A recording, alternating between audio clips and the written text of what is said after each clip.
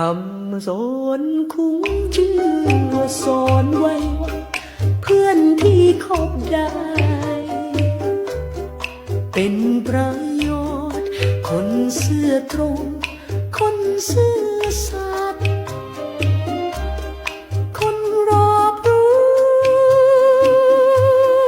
คนรอบรู้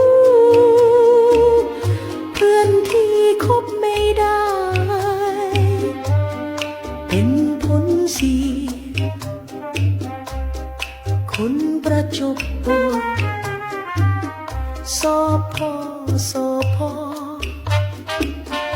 คนที่ชมต่อ